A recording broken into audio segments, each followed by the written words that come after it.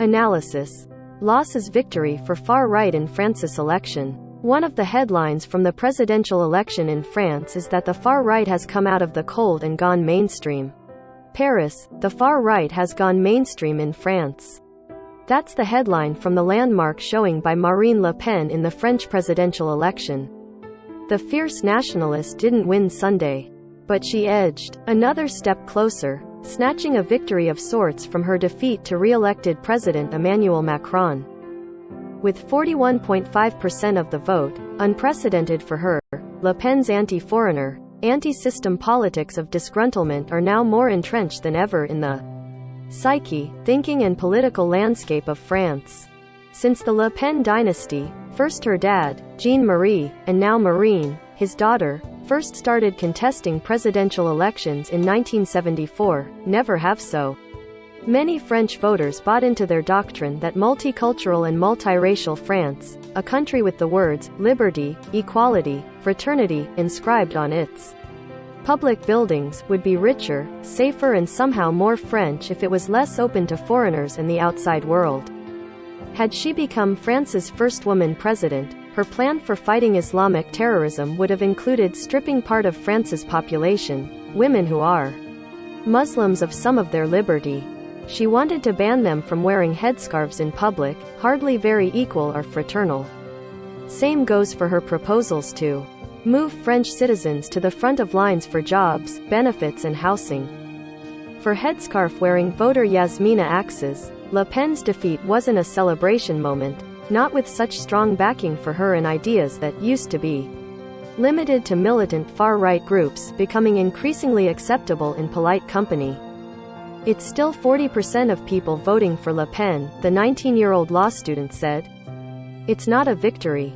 Internationally, Le Pen wanted to start diluting France's relationships with the European Union, NATO and neighbor Germany, moves that would have been seismic for the architecture of peace in Europe, in the midst of Russia's war in Ukraine.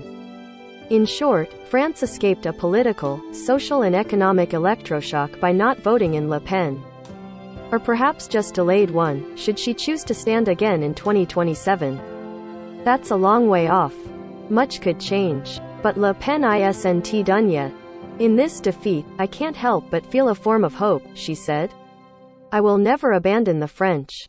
Surpassing 40% of the vote elevates Le Pen into illustrious, mainstream company.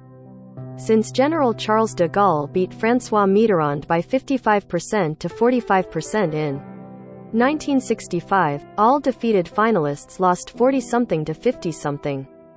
With two exceptions, both named Le Pen. Jean-Marie was trounced 82% to 18% by Jacques Chirac in 2002 and Marine lost 66% to 34% to Macron in 2017. Voters used to regard it as their civic duty to keep the Le Pen score low, seeing a ballot against them as a blow against racism and xenophobia. Fewer think that way now. By championing cost of living issues, befriending the working class, changing her party's name and distancing herself from her father, Le Pen broadened her appeal and made herself less scary to growing swaths of France's electorate. Immigration isn't the top concern for all her supporters. They're not all wary of the EU. Muslims and foreigners. But Le Pen does speak to many who feel unheard and uncared for by officials in Paris and Brussels. And so although Macron became the first French president in 20 years to win a second term, he also has failed to achieve the goal that he set himself at the outset of his presidency. 5 years ago, in his triumphant victory speech, Macron pledged to cut the ground from under Le Pen's feet by assuaging the voter anger she feeds on. I will do everything in the 5 years to come so there is no more reason to vote for the extremes, he said. Yet France's extremes are now doing better than ever, finding growing, enthusiastic and completely unabashed audiences for us against them, far right. In far right speak, us are largely white and Christian people being submerged by migration, impoverished by globalization, terrorized by Islamic fundamentalists and losing their French identity to imported cultures, religions and values. Them are all those they blame. The elites, foreigners, financiers, the EU, Muslims, the system. Their list is long. The market for their politics has become so large that this election saw several strains of extremism to choose from.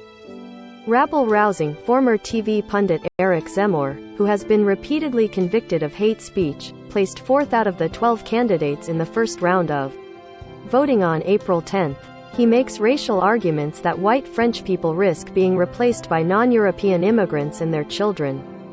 He sugarcoated France's collaboration with its Nazi occupiers in World War II.